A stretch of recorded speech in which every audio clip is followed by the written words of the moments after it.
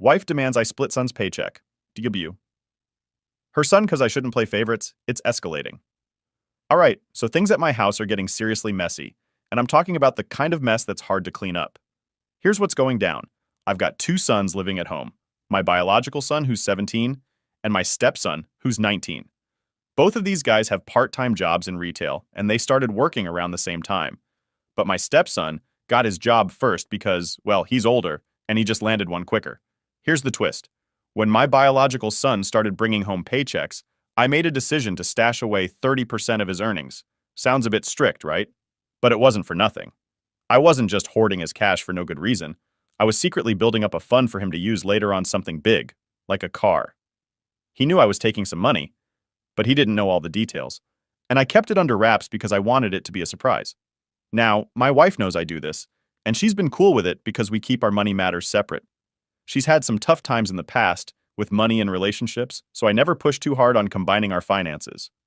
Fast forward to now, my son is about to hit 18 and has been daydreaming about buying his own car. He's been saving up from what's left of his paycheck after I take my cut, thinking he's got a certain amount to spend. So, the other day we sat down to talk about how much he could actually afford, and that's when I dropped the news. He had way more cash than he thought because of the stash I'd been saving on the side. Man, you should have seen his face. He was so pumped that he actually picked me up in a huge bear hug that nearly broke my back. But here's where everything starts to go off the rails. My stepson hears about this whole car fund thing and feels like he's getting the short end of the stick. He thinks I'm playing favorites with my bio son. Then, out of nowhere, my wife hits me with this idea. She thinks I should split my son's car fund between him and her son to make things fair. Basically, she wants me to take the money I've saved for my son and help buy a car for my stepson too. I was floored. I told her that was out of the question and reminded her she had the same chance to do something similar for her son. But it doesn't stop there. My wife starts arguing that because my son's college tuition is being covered by his grandparents, it makes the car fund situation even more unfair. She's basically saying that since his education costs are sorted, I should help level the playing field by dipping into the car fund to support her son. Meanwhile, my son is standing firm, saying no way is anyone touching the money from his checks, especially since the extra cash I threw in was my decision and not something their mom contributed to. Now her family and some of our friends are chiming in, and what started as a couple of jokes is now seriously getting under my skin. I'm trying to keep my cool and figure this whole mess out, but honestly, I'm starting to lose it. I need to put an end to this whole debate and make sure I'm not going crazy here. Am I the one being unreasonable? Or is this as wild as I think it is? Am I the a-hole? Edit 1. Guys, it's in the post. I did tell my wife why I was taking the money and what I was planning to do with it. It was never a secret. Edit 2. Her request, my son knew why I was taking his money, but did not know I was matching his deposit. This wasn't done for any reason beyond age. When I would argue most people that age was earning money in high school, I spent it as quickly as I got it. I didn't think anyone knew better than me. I just wanted to teach him the value of saving. Now for the top comments before the update. Not the a-hole. If you split that money, it will forever change the relationship you have with your bio son. Your wife decided to keep finances separate, and that should not change because she doesn't know how to save. The fact that your son has help with college is completely irrelevant. The fact that OP told his wife what he was doing and suggested she do the same for stepson absolutely absolves him of any wrongdoing regarding the favoritism. I don't necessarily like that he took the money without saying for savings or whatnot, but as his son doesn't think he's an a-hole for it, then I can't really think that either. Not the a-hole. I am sick and tired of entitled people thinking they're owed something they never worked for. It sounds like your son saved money as well. Did your stepson save money? You took 30% of your son's income, and he never objected or at least did not know why you wanted it. Your wife and stepson had the opportunity to do the same. She keeps her finances separate because of prior abuse by a third party. If she knew you were taking the money that she ever asked, his grandparents paid for his college education. This has nothing to do with you or the other parties. So now they're trying to manipulate you and make you feel guilty for being a good parent. Screw them. OP says, stepson wasn't super wasteful or anything, but he never saved much. He would save for a while, but that was to buy something he wanted. Like if you wanted a Jersey or Apple product, he would save for it and spend it. He knows how to save, but I don't think he understands rainy days. She knew why I was doing it. She just thought that I should let him keep it all so he could enjoy his youth more. I understand that, but a young person can wait an extra paycheck for most things, a reliable car, or the ability to travel the country/world while young is something else. Comment. Okay, so she knew about it and wanted him not to save and spend the money. But where does she get off saying her son was shortchanged? It never occurred to her. And by example, that stepson, that saving might be a good idea. OP says, "This is where I'm lost. I don't understand how they're making this leap of logic. She was in a very bad relationship years before we met, and she's very serious with her finances, so it confuses me too." Update 1. Man, things have really gone south lately, and it looks like my marriage is pretty much over. Here's what's been going down. My wife packed up and went to stay with her sister. She's super upset because her son, my stepson, saw a post that kind of blew up and he had a big reaction to it. Things escalated quickly, and now she's staying away. The stuff she said to me during that blow-up, well, I just don't see how we can get past it. It's like some lines you just can't uncross, you know? She's got a bit of a financial cushion because of the mortgage payments I've been making. I've basically been the one footing the bills, so now that we're heading towards a divorce, I figure I'll be looking to claim half of that investment back. It seems only fair, right? My cousin, who's a lawyer, gave me the heads up a few years back that I should be entitled to half the house if it ever came to this. So, I guess it's time to start getting my ducks in a row legally. Now, on the flip side of things, there's my son. A while back, I set aside some money for him. It was supposed to be a kind of nest egg or something for him to fall back on. I never really told him about it because I wanted it to be a surprise, something he could lean on when he really needed it. Well, he's decided to use some of that money to buy himself a nice car and save the rest for his college years. He wants to be able to focus on his studies without worrying about money, which I think is pretty smart. When I told him about the money, I was a bit nervous. I mean, I made these decisions without giving him a choice, just assuming what would be best for him. But he just laughed it off and joked that if I hadn't put it away for him, he'd probably have blown it all on a MacBook and gained about 20 more pounds from sitting around using it too much. I told him I'm really proud of him, proud of how he's handling the money and thinking about his future. It was a good moment, a little bright spot in all this mess. It's tough, seeing my marriage crumble and all, but seeing my son mature and make these smart choices, it gives me a bit of hope. It's like even though some parts of your life are falling apart, other parts are just starting to bloom. So I guess now it's just about moving forward, dealing with the divorce, and making sure I'm there for my son in whatever way he needs. Update 2. So, things have taken a turn for the absolute worst. You know when you spill soda and it just keeps spreading until everything's sticky? That's my life right now. After my wife left to stay with her sister because of all our arguing, she dropped a huge demand on me that really blew my mind. Here's the deal. She called me up, really upset, and said if I want her to even think about coming back, I'd have to buy her son a car, exactly like the one I got for my biological son. Yeah, you read that right. She thinks that's the way to fix everything. I couldn't believe what I was hearing, and man, did it make me mad. Here's how that conversation went down. Me. You're kidding, right? This is what you're throwing at me after everything else? Her. It's about being fair. You always treat your son better than mine, and I want you to fix that. Me. Hold up. It's not about who gets what. I'm not going to treat a 19-year-old like he's a toddler who needs the same toy his brother has just to stop him from crying. Her. It's not about toys. It's about feeling like he belongs. You're supposed to make him feel welcome, not like he's just a guest. Me. Welcome? I've done everything I can for both of them. But what you're asking isn't fair. It's not about evening things out. It's about you using this as a way to manipulate me. Her. If you can't see why I'm asking this, maybe we need this time apart. Then she just hung up. Just like that. And since then, things have been really quiet, but not the good kind of quiet. More like the calm before a storm. And here's the thing. I get where she's coming from, wanting both boys to feel equal. But this isn't the way to do it. It feels like she's just trying to push my buttons or get something out of me by using her son as a leverage, which isn't cool. Now my son, the one who lives with me, he knows something's up. He's seen the angry texts pop up on my phone and he's overheard parts of phone calls. I try to keep him out of it because he's already got enough on his plate with school and stuff, but he's smart. He knows his stepmom is asking for something big, and it's putting him in a weird spot because he doesn't want to see us split up, but he also doesn't want to lose his car. It's a messy situation. I'm trying to figure out how to handle it without making everything worse. Do I stand my ground and risk having my wife walk away for good? Or do I give in and buy the car, knowing it might just lead to more demands down the line? It's like no matter what I choose, someone's going to get hurt. So, I'm stuck trying to make a decision. On one hand, I've got my marriage that might be falling apart, and on the other, I've got my kids who are caught in the middle of this adult drama. It's a lot to deal with, and I'm just trying to do what's best for everyone, but man, it's hard. That's where things stand right now. No easy answers, just a lot of tough choices. I'm hoping I can find a way to sort this out without anyone else getting hurt. But right now, it feels like I'm just trying to keep the soda from spilling any further, you know? Update 3. After all the drama about cars and what's fair, my wife has come up with a new demand, and it's a doozy. Seriously, this one's straight out of a movie where people make crazy demands just to stir up trouble. So here's what went down. Yesterday, I get a call from my wife. She's been staying at her sister's place, and I swear they must sit around brainstorming ways to make my life more complicated. She's got this firm tone in her voice, like she's about to lay down the law, and she hits me with this bombshell. She says, "If you can't afford to buy my son a car like your son's, then you should at least ask your parents to pay for his college tuition." I kid you not, that's what she said. I had to ask her to repeat it because I couldn't believe my ears. Me. Hold on. You want me to ask my parents to pay for your son's college? How do you figure that's even remotely fair? Her. Well, it's obvious, isn't it? Your son is probably going to get help from them anyway. We need to keep things balanced. It's only fair.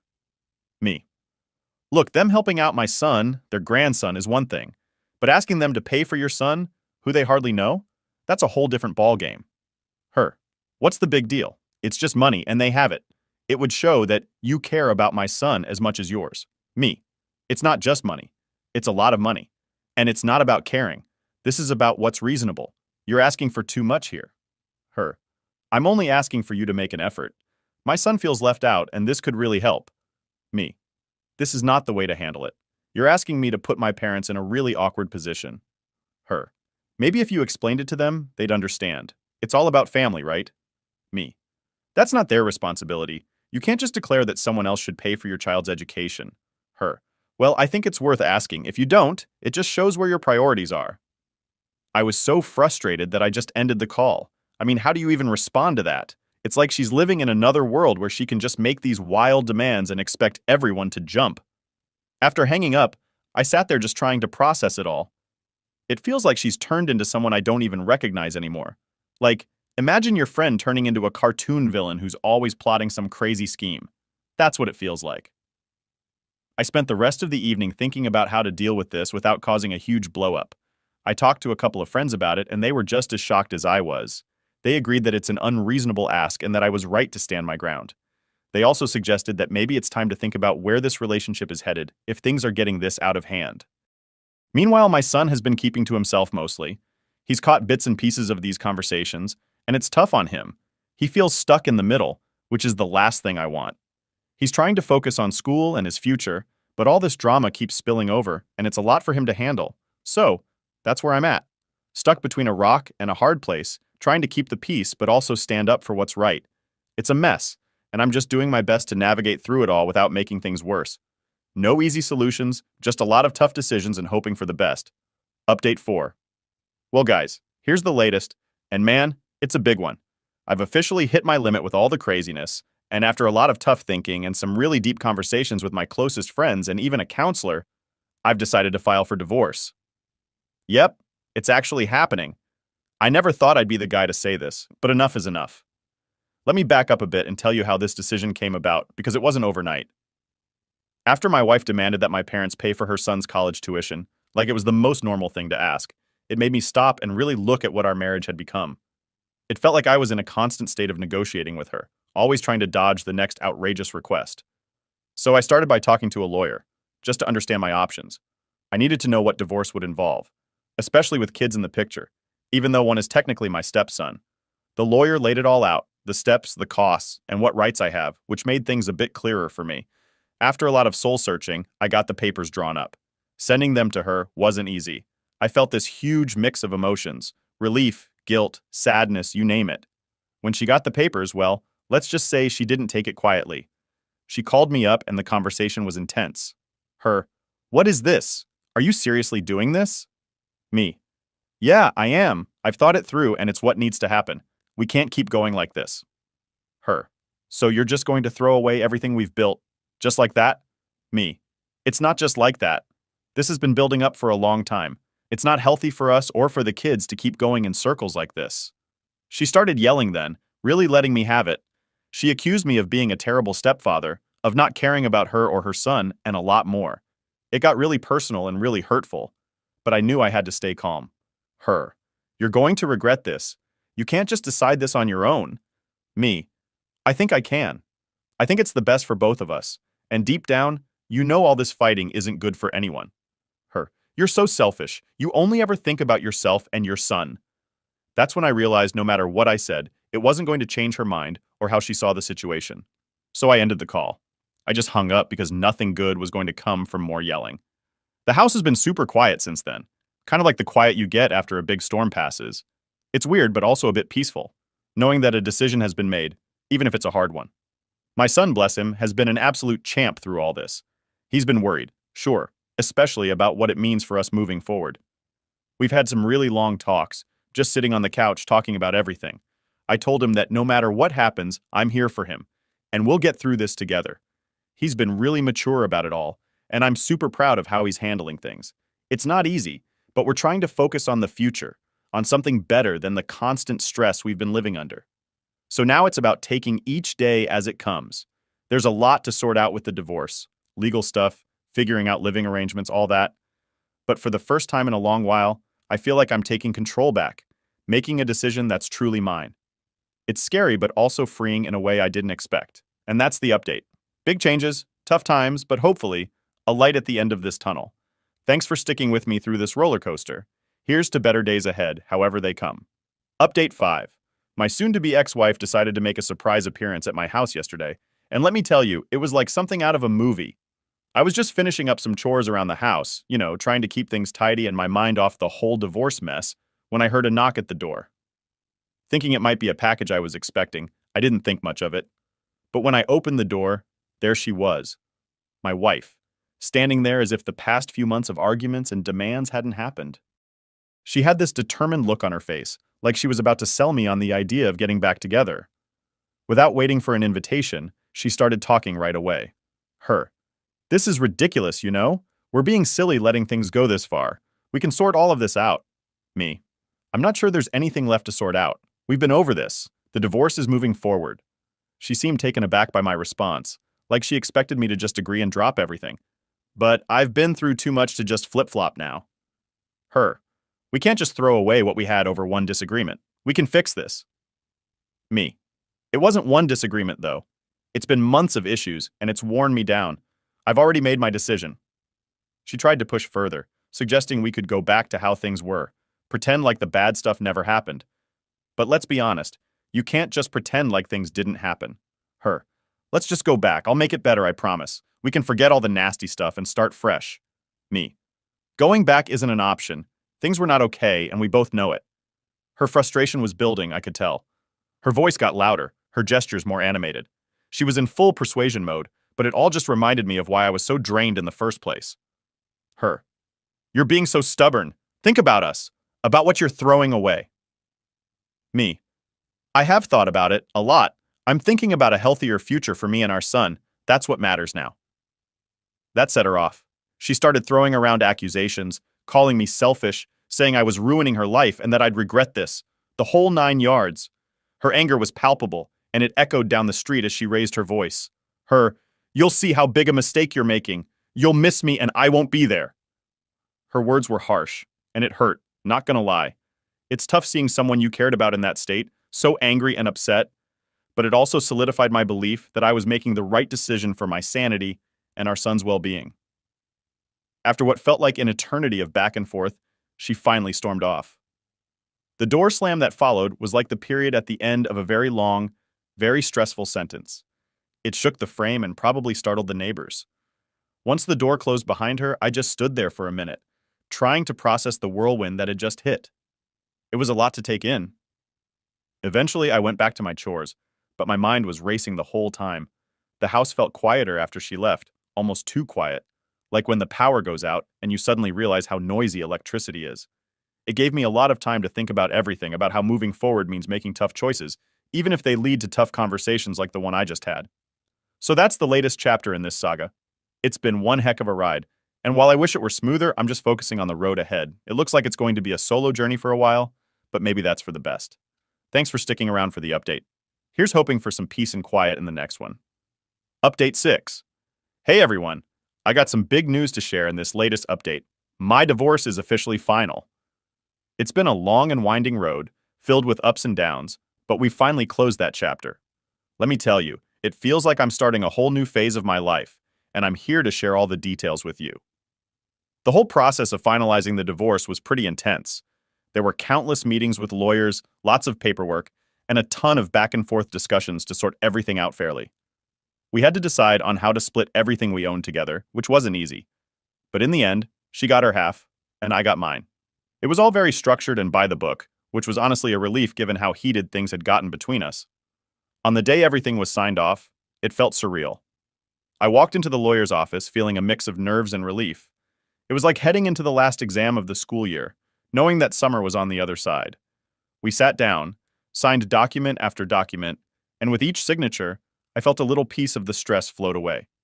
Walking out of there, I was officially no longer married. It was a weird mix of sadness for what was ending and excitement for what was to come. There was definitely a sense of closure, knowing that all the arguments and disagreements were behind me now. Coming back home after everything was finalized was strange. The house was quieter, just me now. It gave me a lot of time to think about the whole journey, all the crazy demands, the tense arguments. It was a lot. I felt relieved that it was all over. It was like finishing a really tough video game level and seeing the level complete screen.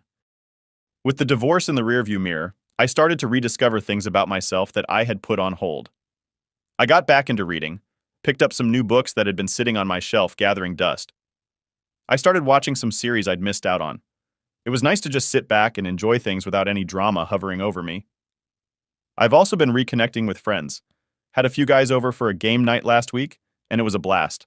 It's amazing how much you miss just hanging out and laughing with friends when life gets too serious.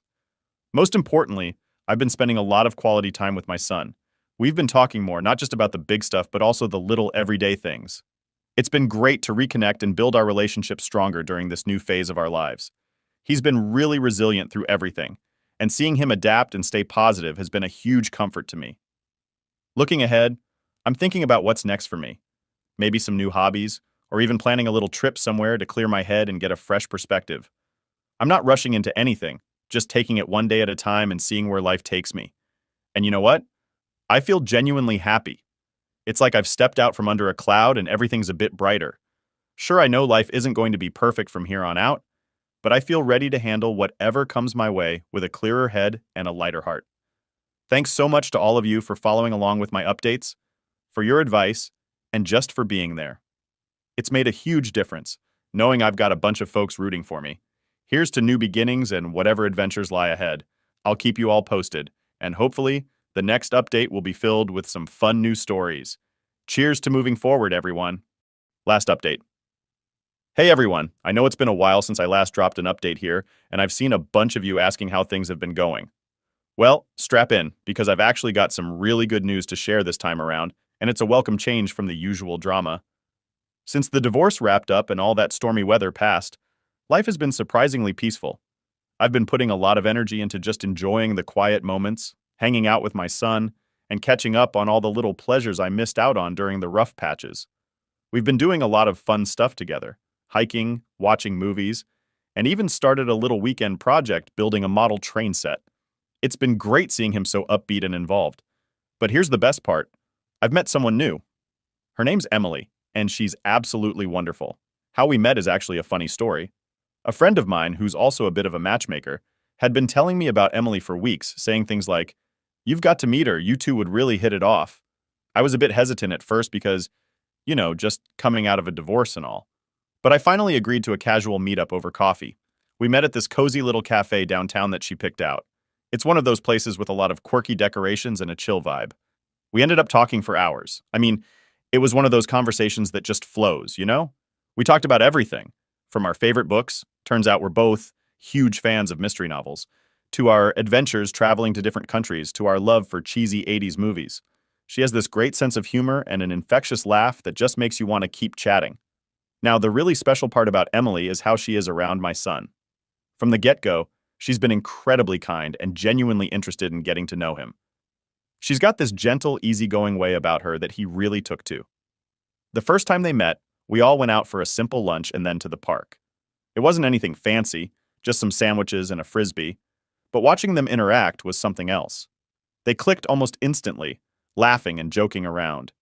It's not every day you see that kind of connection right off the bat. Since then, we've all spent more time together, and it's been really heartwarming to see their bond grow. Emily doesn't push herself into the mom role or anything like that. She's just herself, warm and friendly, and my son appreciates that. It's a big deal for me, seeing how they get along, because my son's happiness is my top priority. Emily and I have been taking things slow, just enjoying each other's company and letting things develop naturally. It's a nice, easy pace, and it feels right after everything that's been so hectic in the past. We've had a few more of those long coffee dates, explored some local museums together, and even had a couple of movie nights with my son. Honestly, I feel really happy and relieved. It's like a fresh start. It's still pretty early in our relationship, but I'm optimistic about where this is all going. She brings a lot of joy and laughter into our lives, and it's just nice to have that again. Thanks so much to everyone here for sticking with me through the ups and downs and for all your supportive messages and comments. It's been a wild ride, but knowing I had you all cheering me on made a big difference. Here's to new beginnings and hopeful journeys ahead. I'll keep you all posted on how things are going, and who knows, maybe the next update will be even more exciting. Cheers to brighter days, everyone. Worked hard to give her the dream wedding, then she cheated and took everything. But I got my revenge. Alright, so here it goes. I still can't really wrap my head around what just happened, but I guess talking about it might help a little. So yeah, I was with Maya for 6 years. 6 years. We were solid, at least I thought we were. I mean, we had some rough patches. But who doesn't, right?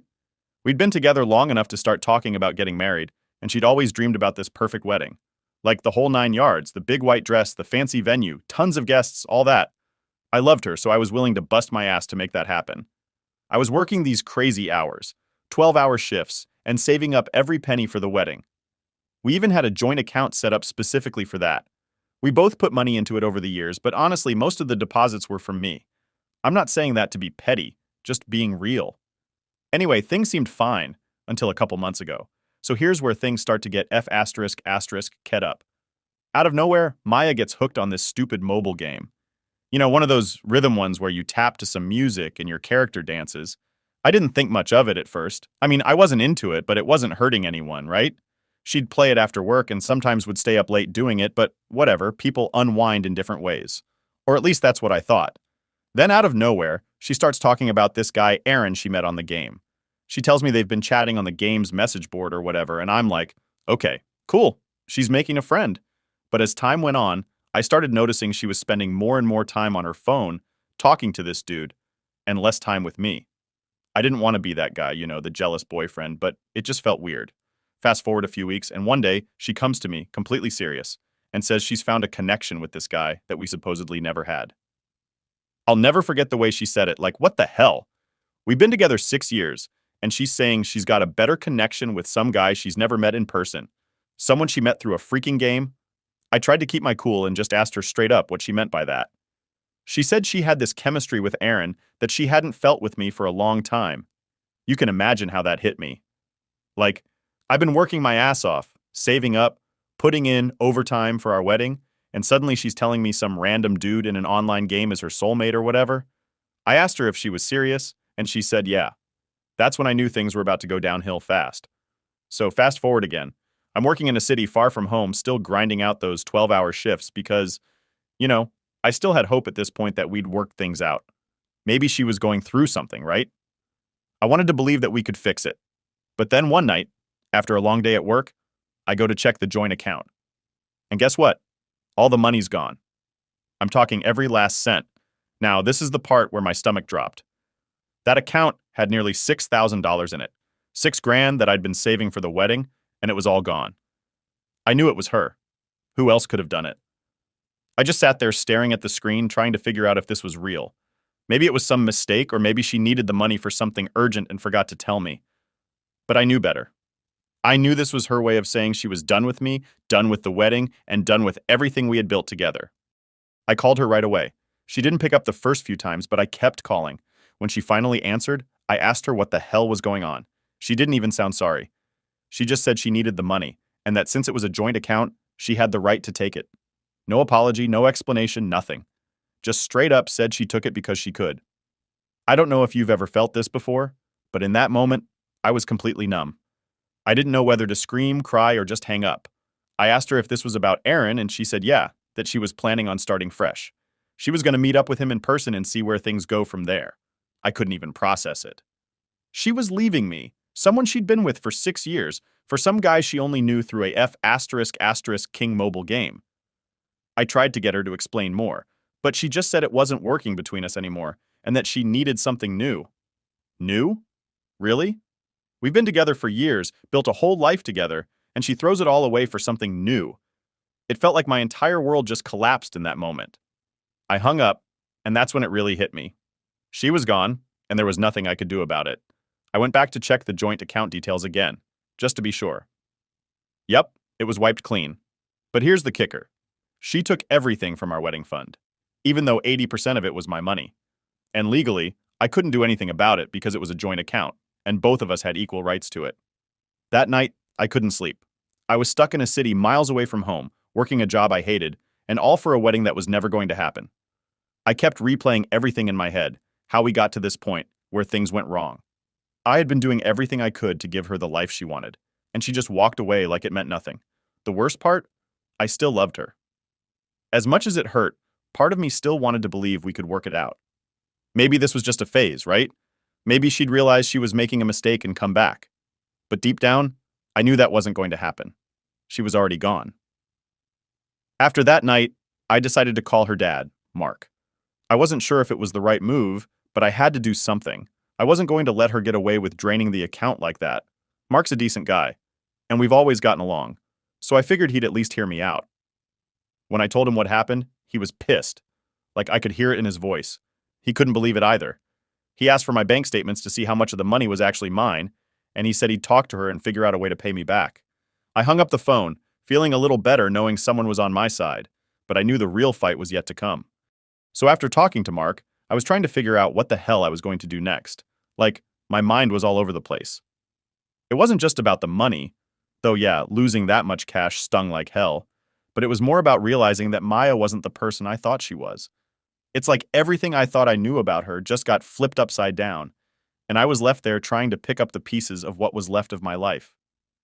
The next day, Mark called me again and said he had a plan to get me my money back. He didn't go into too much detail on the phone, just said we needed to have a sit-down with Maya and her parents. He'd already talked to Diane, Maya's mom, and they wanted to settle everything properly. I didn't want to do it, honestly. I wasn't ready to see Maya again, not after the S***T she pulled, but I also knew I needed to get my money back and figure out where we stood. I wasn't going to keep playing this game of pretending things were fine when they clearly weren't. So I agreed to the meeting, and we set it up for a couple days later at this random restaurant. I wasn't looking forward to it at all, but what choice did I have? Now, I didn't tell my parents everything that had gone down right away. I mean, I filled them in a little, but I didn't go into all the messy details. When I finally did, they were, well, let's just say not pleased is an understatement. My dad was pissed. My mom was upset that I hadn't told them sooner, and they were both telling me to just walk away, forget about the money, and move on. But I couldn't do that. 6 years, thousands of dollars, and everything we had planned, just throwing that all away didn't sit right with me. I needed closure, or at least some kind of resolution. The day of the meeting rolls around and I'm driving back to my hometown, feeling a mix of anger, nerves, and, I don't know, maybe a little bit of hope. I still had that tiny part of me hoping Maya would come to her senses and realize she made a mistake. But who was I kidding, right? By the time I pulled into the restaurant parking lot, I was just ready for it to be over. When I walked in, they were already sitting at a table. Maya, her parents, and my parents. Maya looked different. I don't know how to explain it, but she had this weird, distant look in her eyes, like she was there physically but not really there. She wasn't the girl I remembered, or maybe I was just seeing her for what she really was now. Either way, it felt like I was sitting down with a stranger. I sat down across from her and it was awkward as hell. No one said anything for a solid minute. We just sat there in this uncomfortable silence. Finally, Mark broke the ice. He started talking about the money and how we could settle it. He was being reasonable, trying to work out a plan for Maya to pay me back. But Diane? Oh, she was having none of it. She cut him off mid-sentence, saying something like, "Why should she have to pay him back?" I couldn't believe it. Diane actually tried to justify what Maya did, saying I'd wasted 6 years of her life, and that Maya deserved the money for putting up with me. She literally said that Maya deserved the money. I sat there, stunned. My mom gave me this look like, "Did you just hear what she said?" And I knew we were in for a long night. Maya finally spoke up, and of course, backed her mom. She didn't apologize. She didn't say she made a mistake. She just said she needed to move on, and that Aaron, yeah, the dude from the game, made her feel things I never did. I almost laughed. Like, seriously? She's gonna sit there and tell me some guy she met in a mobile game was more important than everything we'd been through together? The more they talked, the angrier I got. I could feel it building inside me, and I was trying so hard to stay calm. My dad had told me before the meeting, just listen, don't react. Let them talk, and you'll know what to do when the time comes. Easier said than done when they're sitting there trashing me, acting like I was the problem. Maya then tried to turn the whole thing around, making me out to be the bad guy for involving her parents. She said we should have handled this like adults, and that it wasn't their business. I was like, are you kidding me? You took our money and ran off to play house with some dude from the internet, and now I'm the immature one for trying to get what's mine. Mark stepped in again, trying to calm things down. He said he didn't agree with what Maya did, but that he was willing to help settle things fairly. Diane wasn't having it. She just kept saying, it's her money now, like we were in some kind of divorce settlement. At that point, I couldn't take it anymore. I looked straight at Maya and asked her one question. Why? That's it. Just why? Why did she do it? Why throw away 6 years for someone she didn't even know in real life? She didn't even hesitate. She just shrugged and said, I was unhappy. It was never going to work. That's it. No guilt, no regret. Just flat out cold. I knew right then and there that I was done. Any hope I had of us working things out, of her coming back, was gone. She didn't care. She never did. After some more back and forth, Mark agreed to give me $3,000 up front and promised the rest would come in installments over the next couple months. It wasn't ideal, but it was something. We wrapped things up, and as we were leaving, Mark pulled me aside and apologized. He said he had no idea things had gotten this bad and that he was sorry for what Maya did. I appreciated it, but honestly, it didn't matter anymore. The damage was done. When I got home that night, I just sat there thinking about everything that happened. I wasn't even angry anymore. I just felt empty. 6 years. And this is how it ended. Over some guy she met in a game. I don't know where to go from here, but I guess I'll figure it out. All I know is that I'm not waiting around for her to realize she made a mistake. I'm done. Update 1. Alright, so after that disaster of a meeting, I thought I'd feel better, you know? Like, at least I'd gotten some of the money back and had some sort of closure. But honestly, it felt like nothing had really changed. Sure, I wasn't out the full $6,000 anymore, but the way Maya had acted, how cold and distant she was, it was eating at me. I couldn't shake this feeling like everything I'd believed in for the last 6 years was fake. It was like I was mourning a relationship that never really existed the way I thought it did. A couple days after the meeting, I was back at work, trying to keep my mind off everything. That's when the texts started coming in. Non-stop. Maya first, then her friends. At first, I wasn't even reading them. I'd glance at my phone during breaks, see a wall of messages, and just ignore it. I wasn't ready to deal with it. But curiosity got the best of me eventually, and I opened a few. Maya was pissed. Like, really pissed. She was calling me immature for involving her dad, saying I'd embarrassed her, that I should have just talked to her directly instead of bringing her family into it. Apparently, me getting my money back was some huge betrayal to her. Imagine that, right? I'm the one betrayed. But now I'm the bad guy for making her face the consequences. Typical. She went on and on about how I didn't understand her needs, and that I never supported her emotionally. I don't know what reality she's living in, but I was literally working 12-hour shifts to save for our wedding. If that's not support, I don't know what is. Her friends jumped in too, sending me messages about how I wasn't man enough for her, how Aaron was a better fit for her, and how I should just let her be happy. They acted like I was some villain standing in the way of her fairy tale love story with this online dude. I was honestly stunned. I mean, we're all adults here, but they were acting like high school bullies. I stayed quiet. I didn't respond to any of the texts. What was the point? They'd already made up their minds about me, and honestly, I didn't care enough to try and change it. But the more I stayed silent, the more aggressive the messages became. At one point, one of her friends, Tina, sent me this long rant about how Maya had been miserable for years and how she was just too scared to leave me. Apparently, the whole time we were together, Maya had been unhappy, and I just hadn't noticed. That part got to me. I won't lie. It made me question everything. Had she really been unhappy the whole time? Was I blind to it? Had I just been going through the motions while she was secretly miserable? But then I snapped out of it. No, that couldn't be right. If she was so unhappy, why didn't she ever say anything? Why go through all the motions of planning a wedding, of talking about our future together, if she was miserable? It just didn't add up. A few days later, I got a text from Mark again. This time, it was about something else entirely. He wanted to let me know that Maya had officially moved out of the apartment. We hadn't been living together for a while since I was working out of town, but this made it final. She packed up her stuff and left. Part of me was relieved.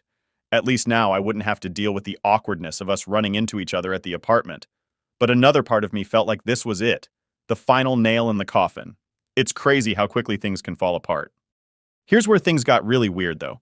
The next day, I got a message from a number I didn't recognize. It was Aaron. Yeah, that Aaron. At first, I thought it was a joke, or maybe someone pretending to be him, but no, it was him. He introduced himself, said he was sorry for how things had gone down, and that he hoped I'd understand that he and Maya were meant to be. Meant to be? I didn't even know how to respond to that.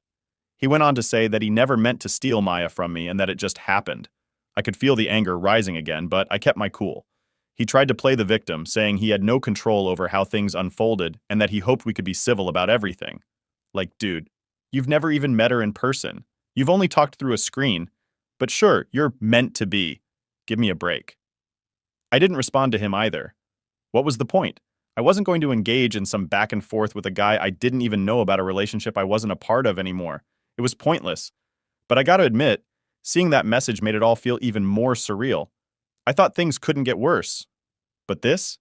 Getting a message from the guy who'd basically ruined my life telling me we should move on was like adding salt to the wound. After that, I tried to focus on myself.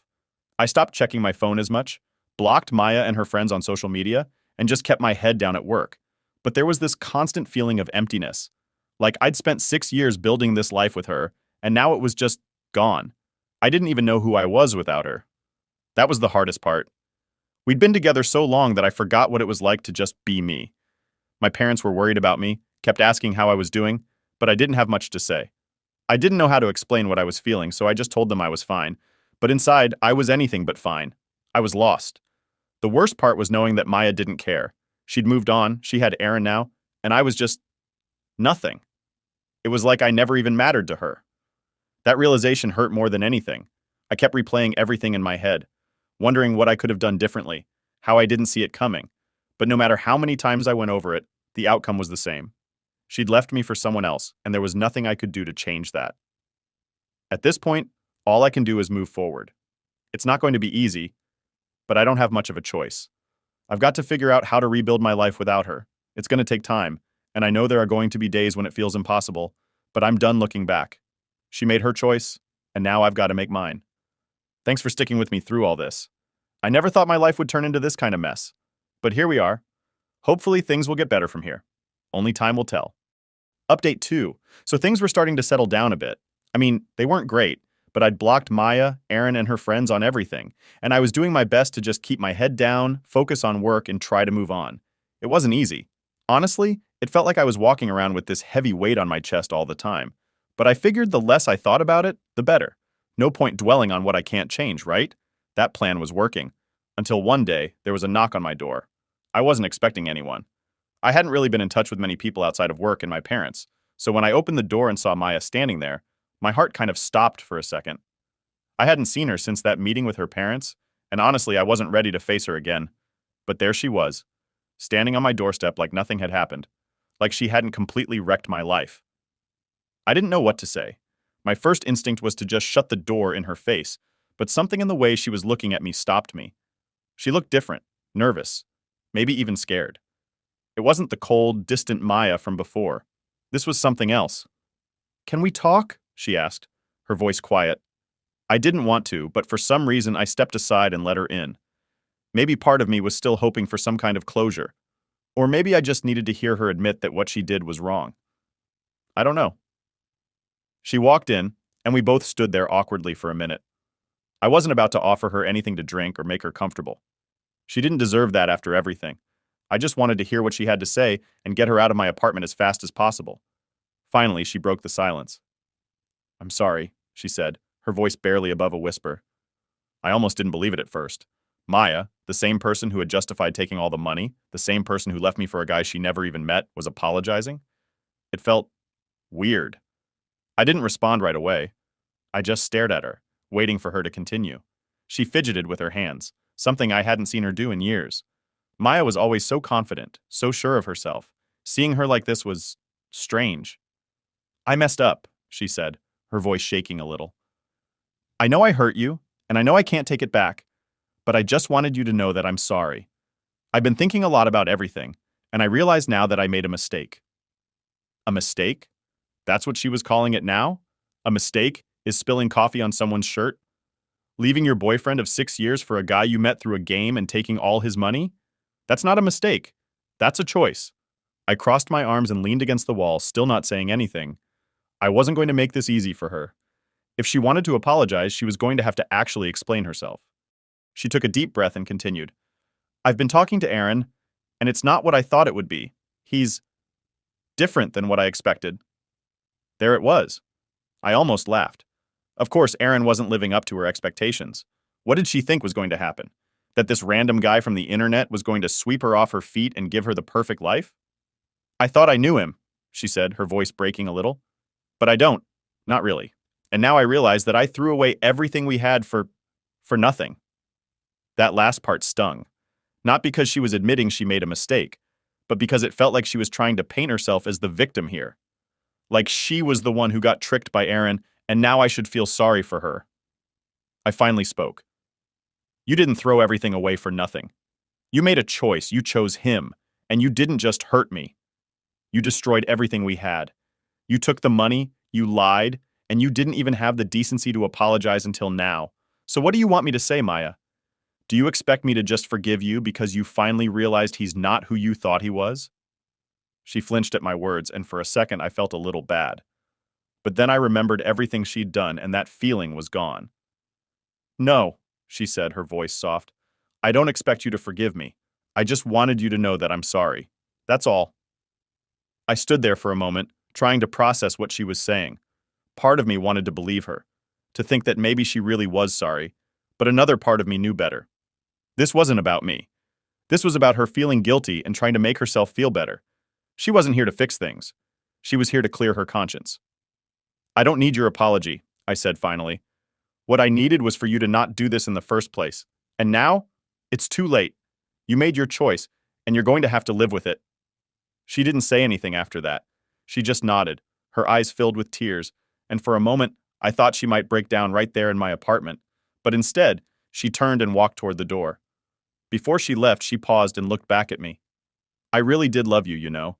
I didn't know how to handle everything. I didn't respond. I couldn't. What was I supposed to say to that? She left, and I closed the door behind her, feeling a strange mix of relief and sadness. I stood there for a while, just staring at the door, trying to make sense of everything. I'd finally gotten the apology I thought I wanted, but it didn't make me feel any better. It didn't change what happened. It didn't undo the damage she'd caused. In the end, her apology was just words, and words weren't going to fix anything. Update 3. So after Maya showed up at my door with that half-hearted apology, I thought maybe that was the end of it. Like she'd gotten whatever closure she needed, and I could finally start putting it all behind me. But of course, life never works that easily. For a while, though, things went quiet. I didn't hear from her, Aaron, or any of her friends. No texts, no random knocks on the door. It was almost peaceful, even though I still had this pit in my stomach that wouldn't go away. A few weeks passed, and I was starting to get back into some sort of routine. I was working the same long hours, but now, at least, I was able to focus a little more. I hadn't thought about Maya much, except in those random moments where I'd catch myself wondering what I could have done differently. But I was starting to accept that sometimes there's nothing you can do. People make their choices, and you just have to deal with the fallout. Then, one day, my phone buzzed with a message from a number I didn't recognize. I figured it was spam or some random work thing, so I ignored it at first. But when I checked it later during my lunch break, I nearly dropped my phone. It was Aaron. Yeah, the guy she left me for. Again. I couldn't believe it. I thought this guy was done trying to reach out after that weird apology attempt before. But nope, here he was, sending me some long-ass message about how things between him and Maya weren't working out. He said he thought I deserved to know, that they'd broken up, and that he was sorry for how things had gone down. What the actual hell? I didn't even know how to react. Why did he think I cared? I mean, yeah, there was a part of me that wanted to laugh at how quickly it all fell apart for them, but mostly I just wanted him to leave me alone. I didn't respond. I wasn't about to get sucked into whatever drama was happening between them now. I blocked his number and tried to move on with my day. But it got me thinking, though. Like, what was Maya doing now that her little soulmate situation blew up in her face? Was she going to try crawling back to me? Part of me was almost expecting it, but at the same time, I knew I couldn't go down that road again. I couldn't let her back in after everything she'd done. Even if she came to me, I wasn't going to be her backup plan. A couple days later, I got my answer. I was sitting at home, just zoning out in front of the TV after another long shift, when my phone buzzed again. This time, it wasn't Erin. It was Maya. She was back. I hadn't heard from her since that awkward visit, so seeing her name pop up on my screen was like a punch in the gut. I stared at the message for a while, not sure if I should open it. Part of me was curious. Okay, maybe more than curious. But another part of me just wanted to delete it and move on. In the end, curiosity won out, and I opened the message. It was short, surprisingly. Just a simple, "Hey, I wanted to talk." That was it. No apology this time, no explanation, just that. I sat there for a few minutes, trying to decide how to respond. Should I ignore her? Should I tell her to F***K off? Should I hear her out? My mind was racing with 1,000 different thoughts, but in the end, I just replied with, "What do you want?" She replied almost instantly. She said she needed to talk to me about everything, that she realized she'd messed up and she wanted to clear the air. I wasn't sure what that meant, but I wasn't exactly thrilled about the idea of meeting up with her again. But at the same time, I felt like maybe I needed to hear her out, if only to finally put an end to this chapter of my life. So, against my better judgment, I agreed to meet her. We set up a time to meet at a coffee shop, somewhere public, neutral ground. I wasn't going to invite her back to my place, and I sure as hell wasn't going to hers. The day of the meeting came, and I wasn't sure what to expect. I kept telling myself that it didn't matter what she said, that nothing she could say would change what had happened. But still, there was that little part of me hoping she'd give me something, some reason, some closure that would make sense of it all. When I walked into the coffee shop, there she was, sitting at a table near the window. She looked different again. Not nervous like before, but not the confident, self-assured Maya I'd known for years either. She looked tired. I sat down across from her, and for a moment we just sat there in silence. It was awkward, but I didn't care. I wasn't going to make this easy for her. She finally spoke. "I'm sorry for everything." I didn't say anything. I just waited for her to continue. "I've been doing a lot of thinking," she said, staring down at her coffee. "And I realized I didn't treat you fairly. I took advantage of you, of everything you did for me, and I was wrong." I crossed my arms, still not saying anything. I wasn't going to give her the satisfaction of thinking that her words were somehow making this all better. "I thought Aaron was what I wanted," she continued, her voice shaky. "But I was wrong about him. I was wrong about a lot of things." I raised an eyebrow. "So what? You're here now because things didn't work out with him? And I'm supposed to just, what, forgive you?" She shook her head quickly. "No, that's not why I'm here. I don't expect you to forgive me. I wanted you to know that I understand now. I understand how badly I hurt you." I sat back in my chair, still not sure what to make of all this. Part of me wanted to believe her, but another part of me was just done. I'd heard all this before, and it didn't change anything. "So now what?" I asked. "What do you want from me?" She looked up at me, her eyes filled with tears. "Nothing," she said softly. "I just wanted to apologize, that's all." I stared at her for a moment, waiting for her to say more, but she didn't. It was like she had finally run out of excuses, out of explanations, and all that was left was this. I nodded slowly. "Okay, you've apologized. Now what?" She wiped a tear from her cheek and smiled weakly. "Now, I leave you alone." And with that, she stood up, gave me one last look, and walked out of the coffee shop. I sat there for a while, just staring at the empty seat across from me, feeling lighter. For the first time in months, I felt like maybe I could finally move on.